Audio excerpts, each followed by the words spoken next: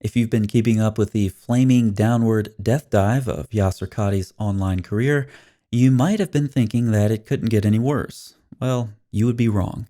In a recent video, I showed where Yasir Qadhi responded to my tweet, admitting indirectly that he abused the YouTube copyright process because he wants all parts of his problematic interview with Muhammad Ajab scrubbed from the internet. Qadhi's tweet contains a name. I didn't know what that was a reference to. However, given the tone of Qadhi's tweet, I assumed it was some kind of slur or a double meaning known only to Yasir Qadhi. This is where the sinister nature of Yasir Qadhi begins to reveal itself. Yasir Qadhi has been filing false copyright claims against numerous channels because he wants his embarrassing content removed, and he knows abusing the copyright policy is the only way he can hope to accomplish that task. YouTube's copyright claim process is garbage, just like Yasir Qadhi's copyright claims themselves. They seem to go well together. Now, when appealing a copyright strike, the channel owner has to input a certain amount of personal information. That personal information gets sent to the claimant, in this case, Yasir Qadhi. This is profoundly stupid, just like Yasir Qadhi's copyright claims. What YouTube is doing, according to my attorney, is trying to mimic the federal copyright appeal process, but they do a terrible job of it. Normally, of course, personal information is protected through legal measures, not sent to a random YouTube claimant who can do whatever they want with the information. Now, there are ways around this, but what's important here is that Qadhi is receiving names of channel owners, pseudonyms, or names of lawyers who are appealing his false copyright claims. I received confirmation recently that the name Qadhi refers to here isn't some kind of slur or double meaning, as I originally assumed. It's a name Qadhi received that was sent to him in another copyright appeal, not mine. Qadhi has filed so many copyright appeals, he apparently gets them mixed up. The channel Qadhi is trying to refer to, like mine and so many others, also posted a video of Qadhi without comment. So Qadhi's accusations of lying and misinterpreting are just as dishonest as ever. But here's an additional sinister layer of Yasir Qadhi.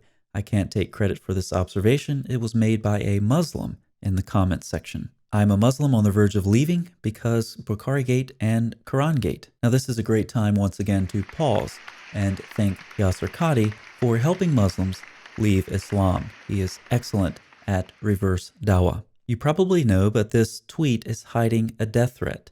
No, I actually didn't know that. I didn't assume that of Yasir Qadhi. I thought that this was some sort of an insult, a slur, or some sort of a double meaning.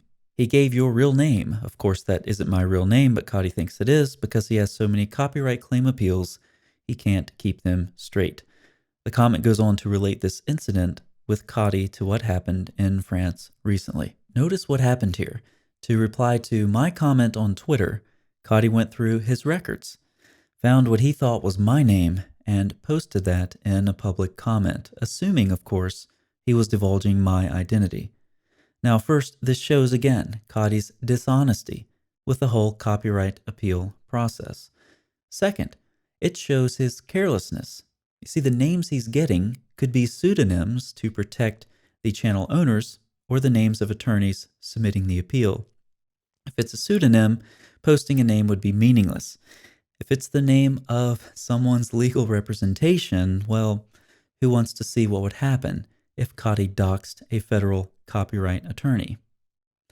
Third, it shows Qadhi's sinister motives. In submitting false copyright strikes, Qadhi knows he may get some personal information that he can make use of. In this way, he is analogous to the repulsive swine named Ijaz Ahmed. Yasir Qadhi, until now I was thinking you were merely dishonest, but I see now that you belong in the same barnyard as your other animal friends. And remember, this is the public version of Yasir Qadhi. It's easy to guess he stinks even more when he's not being recorded. Now, if any of you want to learn more about the doxing tactics of Yasir Qadhi's barnyard friends, as well as why it is Qadhi's copyright claims are garbage, check out these videos. Also, don't miss the Yasir Qadhi playlist in the pinned comment. It's perfectly preserved. For all of the criticism of Qadhi, let's end on a positive note, thanking him for what he's done. I see examples of his work in the comments section on my channel frequently. Here's one I'll share with you as we end.